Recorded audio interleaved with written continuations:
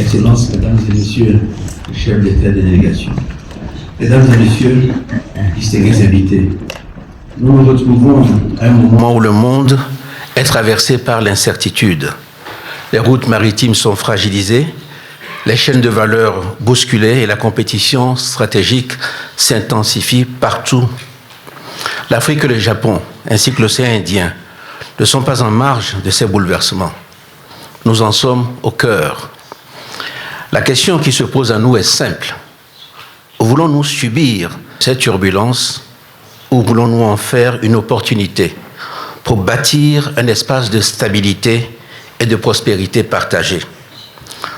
Pour ma part, je crois que c'est dans la coopération entre l'Afrique, le Japon et l'océan Indien que se trouve une partie de la réponse. C'est pourquoi je voudrais partager avec vous quelques réflexions, à la fois concrètes et stratégiques, sur la manière dont nous pouvons, ensemble, transformer cette région en moteur de croissance, de souveraineté et de durabilité. D'abord, le rôle logistique et industriel que peut jouer l'Afrique, notamment l'Afrique de l'Ouest. Mon pays, le Togo, a choisi d'être une porte d'entrée stratégique au service de la ZLECAf et de l'ensemble du continent. Notre port de Lomé, seul port en eau profonde de la côte ouest africaine, est déjà un hub logistique incontournable, capable de connecter directement la production industrielle japonaise aux marchés africains.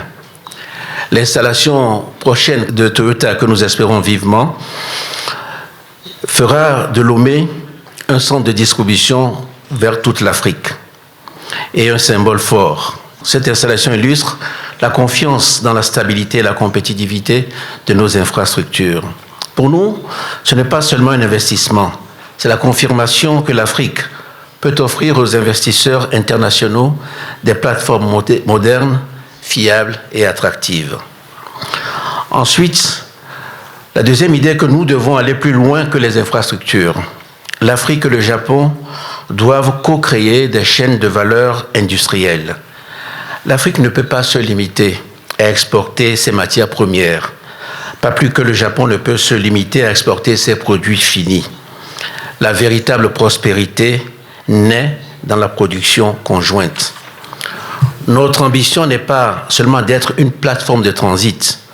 Nous voulons transformer nos ressources, produire localement et faire de notre jeunesse des acteurs de la production, pas seulement de la consommation. Dans l'automobile, l'énergie, l'agro-industrie ou le numérique, nous pouvons développer ensemble des écosystèmes productifs intégrés, connectés par l'océan Indien. L'exemple de Toyota montre la voie.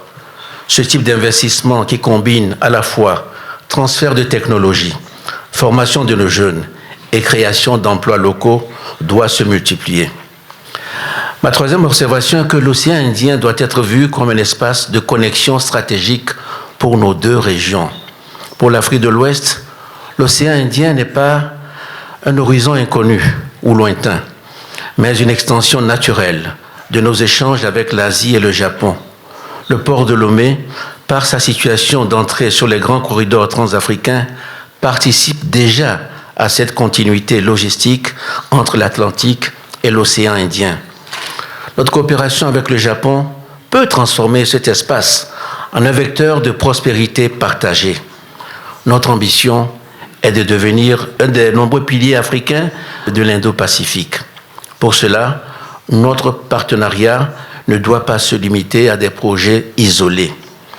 L'Afrique et le Japon ont déjà une longue histoire de partenariat à travers la TICAD et l'Agenda 2063.